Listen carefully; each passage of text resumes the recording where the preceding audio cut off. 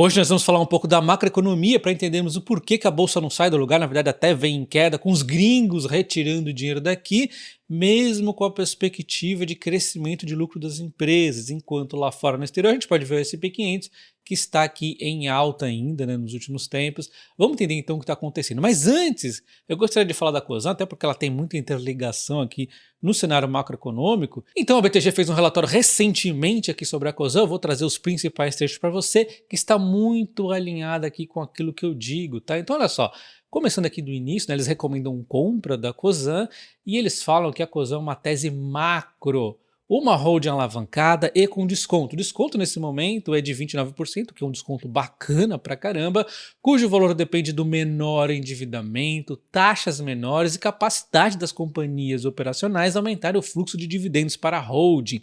Então, é você confiar nessas empresas que ela tem dentro do guarda-chuva, é você se dar por satisfeito com esse desconto holding que eu me dou, e você entender que ela tem um cenário macro por detrás. Se ela tem dívida alta, ela não vai voar da noite para o dia, ela está muito dependente aqui de todo esse cenário macro, que nós vamos falar ao longo do vídeo, inclusive, que vale para todas as empresas da Bolsa, inclusive, né? Mas muito mais para algumas do que para outras, tá? Então eles falam que eles gostam do horizonte aqui de 12 meses e eles acreditam até uma perspectiva ainda mais bacana para a Raizen. E tem um pouquinho de diferença aqui em relação à minha opinião, não nada contra a Raizen, que eu adoro a Raizen também, mas uma diferença que dentro do grupo Cosan, eles não estão tão animados assim com a Vale, por conta de todos esses ruídos que vem passando a Vale.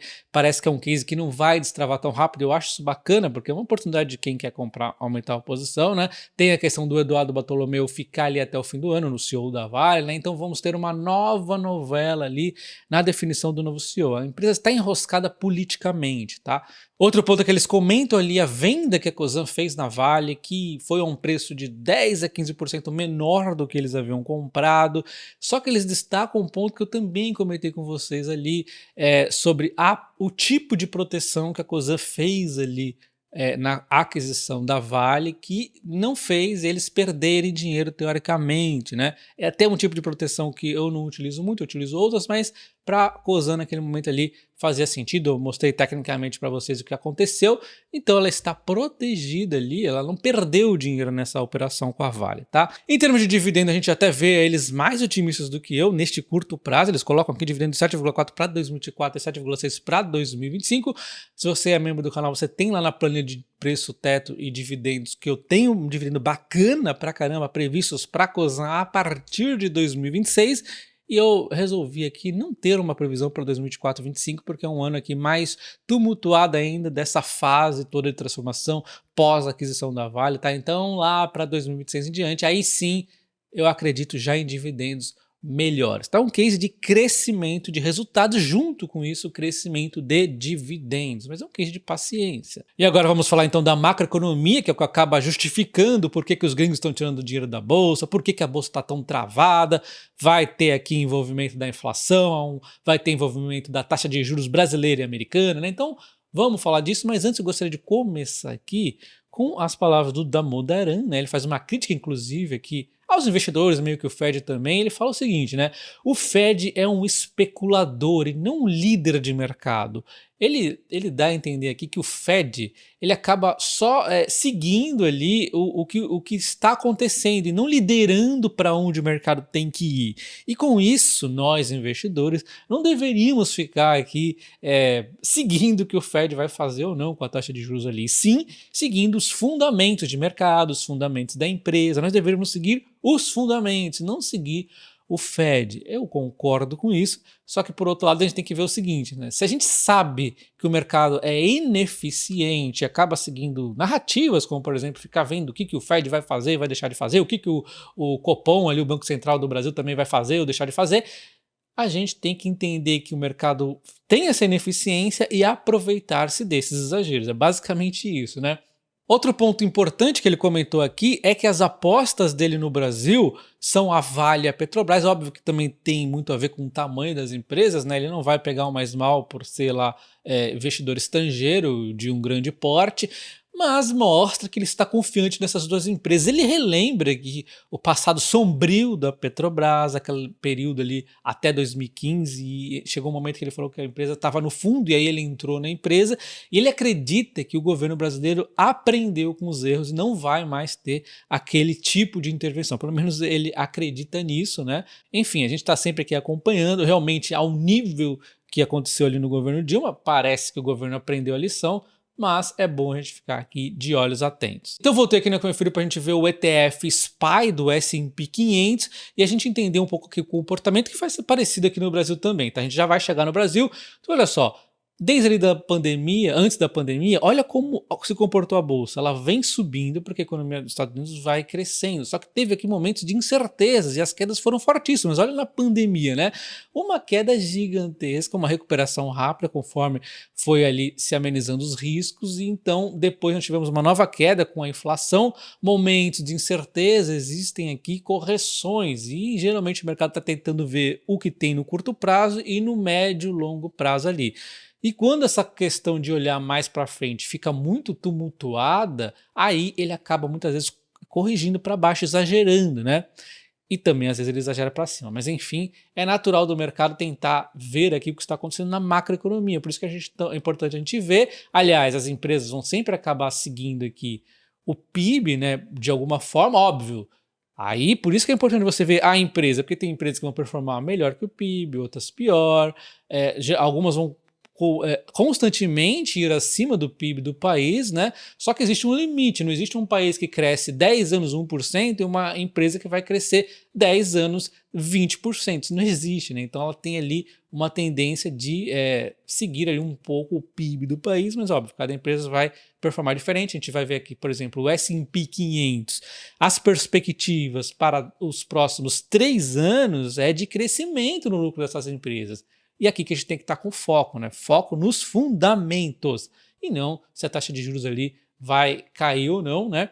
E mesmo que esse lucro caia por conta exatamente de uma pressão ali de questão de taxa de juros, a gente sabe que no prazo mais adiante, nós estamos falando de 3 anos, é pouca coisa, no prazo além, onde o mercado nem costuma visualizar, a perspectiva das empresas são boas, né? Enfim, temos aqui então uma perspectiva para os próximos 3 anos, um crescimento de 8%, depois 12%, depois 10% na taxa de juros, no lucro das empresas do S&P 500, ou seja, por isso que a bolsa está performando bem, porque tem perspectiva de, nos próximos 3 anos que eles preveram aqui, crescimento dos lucros das empresas, e cotação segue lucro. Na verdade, muitas vezes cotação tenta antecipar o crescimento do lucro, né? E quando a gente fala do Brasil, a perspectiva do lucro das empresas também é crescimento. Inclusive a XP estava projetando a Bolsa Brasileira para 149 mil pontos, não sei se eles vão prever a mesma coisa, mas o fato é que o lucro aqui continua a perspectiva de crescimento. A gente acredita aqui de cerca de 15% no lucro das empresas neste ano e 6% no ano seguinte, enquanto a XP aponta 16%, e 4%, bem parecido com a média de mercado. Então existe aqui uma perspectiva de crescimento forte no lucro das empresas, principalmente nesse ano, que deve, em algum momento, talvez, levar a um crescimento das cotações. A gente não sabe muito bem o quando a cotação vai seguir o lucro, mas a tendência é essa. O fato é que tem o quê? Uma série de incertezas que estão trazendo aqui uma nuvem, né, na visibilidade um pouco mais além aqui das empresas. E aí existe toda essa queda aqui que a gente está sofrendo por conta dessa incerteza. A gente vê então os gringos aqui, os estrangeiros, já tirando mais de 30 bilhões da Bolsa Brasileira e não existe aqui uma perspectiva de que isso vá mudar tão rápido, né? Então é muito dinheiro sendo retirado da Bolsa Brasileira, não tem como a bolsa não cair. Nós temos uma série de incertezas acontecendo aqui no Brasil, como por exemplo a SMP do setor elétrico, aqui, que é uma intervenção no setor que funciona bem automaticamente. Quando você mexe sempre dá ruim, como eu já comentei em vídeos anteriores, lembrei ali da MP da Dilma, né? E esse aqui é bem, vamos dizer, menos pior, mas também é ruim, principalmente aqui no curtíssimo prazo, acaba trazendo impacto para as empresas, mas no longo prazo elas se recuperam, né? É fácil, vai ser mais rápido a recuperação do que na época do governo Dilma, enquanto para os consumidores vai ser bom para o curto prazo, mas no longo prazo é pior, a conta chega, então não adianta, né? É uma medida que não serve para nada, só para causar tumulto, é um exemplo de tumulto que investidores aqui, estrangeiros, muitos investidores institucionais não gostam, mas quem é buy and hold mesmo e tem a paciência acaba até se aproveitando dessas quedas, né? Outro ponto para ficar demais no nosso radar é a reforma tributária, que é importante sim, mas que isso aqui vai trazer uma série de ruídos, uma série de discussões. Vamos ter o maior imposto do mundo agora escancarado, né, para todo mundo ver provavelmente, porque é isso que vai acabar acontecendo na minha visão. A gente tem muito impostos, né, e sem o retorno necessário. Porque a gente sempre pensa no bendito do curto prazo. Um país é igual a um investidor. Se você pensa no curto prazo, você desfavorece o longo prazo. Você tem que pensar no longo prazo. A gente, como terceiro mundo ferrado que a gente é, nós não pensamos no longo prazo. Então, enfim, temos aqui discussões como, por exemplo, Arthur Lira falando que alguns setores vão ter tratamentos diferenciados, eu concordo, mas aí começa a discussão, quais serão esses setores? Pode dar muita dor de cabeça, né? E temos aqui alguns, por exemplo, isso aqui eu concordo, dipirona, ibuprofeno, amoxicilina, remédios aqui com tratamento diferenciado, beleza, mas depende do que você for colocar aqui, você vai começar a fazer bagunça, tá? Você fala um remédio, beleza, esse outro aqui, aí já não, aí já começa o quê? Da onde vai vir esse dinheiro? Vai vir de mais impostos ou de realmente você começar a aumentar a carga tributária para alguns setores, e aí de repente tem uma empresa que você investe, vai ter uma carga tributária aumentada, são mais ruídos acontecendo, tá? Não estou falando contra os remédios, repito, só um exemplo ali, né? Porque ó, a gente pode ver aqui, ó, que a questão tributária, lobbies fortes no Congresso é uma preocupação da Fazenda, né? Então quem é que vai chorar mais, né? Será que vai ser aquele negócio quem não chora não mama? Tem isso também, então vai ter ruído. E muitos de vocês fazem de bobo, mas vocês sabem muito bem que os impostos do Brasil são altos, com baixo retorno, porque temos muitos gastos, ineficiência, muita companheirada aí para tudo quanto é lado. E como o país não quer reduzir os gastos públicos, fica uma pressão muito grande sobre a inflação, sobre a reforma tributária, sobre novas formas de arrecadar. Como, por exemplo, aqui, olha só, o governo ele perdeu essa tese aqui da desoneração da folha de pagamento, que é basicamente, vamos resumir da seguinte forma, querem onerar mais as empresas novamente. E aí, ele perdeu isso aqui, o Congresso barrou isso aqui.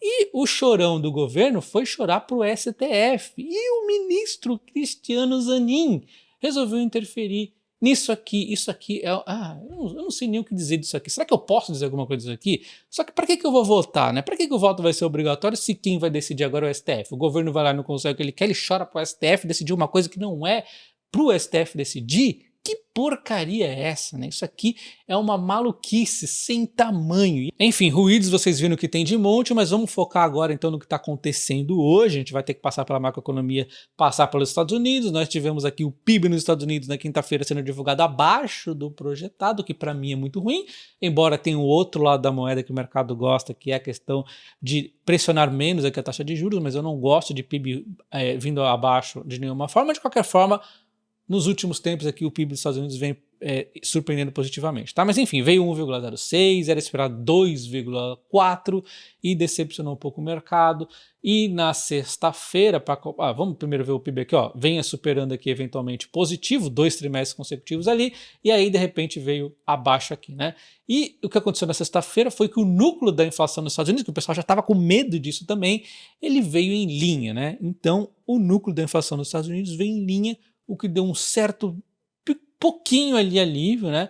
Mas ainda existe muito receio de quando essa taxa de juros vai cair. Realmente a perspectiva agora é só lá para o fim do ano mesmo, né? Lá para o mês 10, não deve cair antes disso. E aí, realmente isso aqui acaba pressionando um pouco, porque todo o capital acaba indo para a renda fixa americana, né? Como nós já vimos em outros vídeos eu comentando, e até mesmo a decisão entre Estados Unidos investir nas ações lá ou aqui, que também tem uma taxa de juros alta, eles acabam preferindo lá porque tem menos incertezas políticas, né? Porque eles conseguem visualizar um crescimento ali que deve estar acontecendo com mais calmaria nas empresas americanas. Outro ponto é que a taxa de juros americana mais forte por mais tempo, que é a narrativa que nós estamos passando hoje, a tendência é um dólar também fortalecido. Isso aqui é o Campos Neto que disse, e assim, não existe uma correlação direta, ele mesmo disse isso, mas há uma pressão aqui para esse dólar ficar forte. É mais uma pressão aqui para nós enfrentarmos. Enquanto a inflação aqui no Brasil, divulgada na sexta-feira, também foi bacana, aliás, foi até abaixo do esperado, então, junto aqui a nossa inflação com a dos Estados Unidos, que foi em linha, o pessoal deu uma tranquilizada, por isso que a bolsa subiu, né? E nós temos aqui uma inflação de 0,21 no ano analisado, que nós estamos então dentro da meta 3,77, embora a gente vai ter alguns meses aqui um pouco mais desafiadores na base comparativa. O fato é o seguinte, né? Nós temos uma inflação que sim está positiva, com uma série de incertezas no radar, inclusive nesse momento ela está sendo puxada aqui para baixo para a questão dos transportes, né? Menos 0,49, a gente sabe aqui que está um pouco artificial, né? Os preços da Petrobras estão congelados, estão 8% abaixo da referência internacional. Isso aqui, em algum momento, pode ser reajustado, né? Porque nós acreditamos que eles não vão interferir demais na Petrobras para não exagerar e cometer os erros que eles fizeram no passado.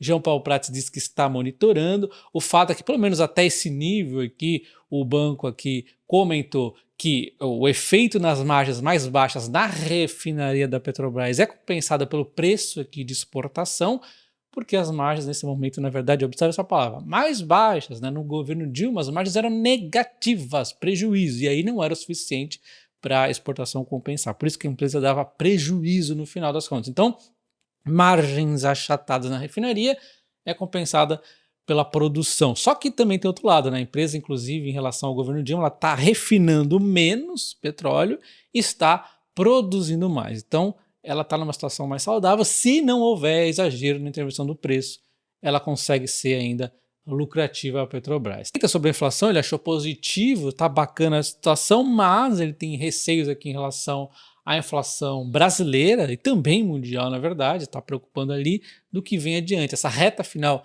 é a mais difícil. Ele relembra, né, que a dificuldade que é convencer as classes políticas de fazer o ajuste fiscal, isso é muito importante. A gente tem que fazer o ajuste fiscal para as coisas funcionarem, né? E precisamos fazer o dever de casa. E isso aqui é muito difícil colocar na mente dos políticos, né? E aí a gente vê, inclusive, várias vezes aqui, todos eles reclamaram nessa semana do Campos Neto, Lula, a boba da corte lá, que eu não vou citar o nome, já que eu já falei essa palavra, não posso citar quem é, né? Senão, democracia relativa, eu posso ser preso. Temos aqui o Haddad também criticando, né? Então todo mundo vai criticar aqui o Campos Neto, e é uma coisa curiosa, porque curioso é que lá nos Estados Unidos o Jeremy Powell foi escolhido pelo Trump, e eu não vejo o Joe Biden fazendo chororô. Ai, que o Jeremy Powell é uma frescuraiada. Isso aqui é porque nós somos um país de terceiro mundo que acha que o Banco Central deve ser aí um órgão político. Não, o Banco Central deve ser autônomo, tem que parar de querer mexer lá. O Joe Biden está tranquilão aqui com o Jeremy Powell. Por que não podem ficar tranquilo com o Campos Neto, que aliás está fazendo um bom trabalho, né? Enfim, tudo isso começa a causar aqui uma pressão sobre a queda da taxa de juros. Apesar da inflação abaixo do previsto, o novo corte de 0,5 ponto percentual nos juros é incerto pelo Banco Central. Essa é a narrativa que começa a tomar conta aqui do mercado, é que o economista da XP Investimentos fala que o pessoal está bem dividido entre 0,25 e 0,50, então isso aqui poderia causar ainda mais quedas. Então vocês viram aqui que o cenário está bastante conturbado, né? Eu ainda nem falei da questão da guerra lá, deu uma, vamos dizer, se é que dá para falar que até deu uma tranquilizada, né? Mas enfim, temos um cenário um pouco caótico, podem levar às quedas, e você tem que lembrar o que eu disse lá no começo do vídeo antes de entrar na macroeconomia. Atente-se aos fundamentos. Se não puder ter um fundamento tão nítido aqui de curto prazo, tente-se no fundamento de longo prazo, né? Inclusive, faça-se uso dessa volatilidade toda para ganhar dividendos adicionais com as suas ações.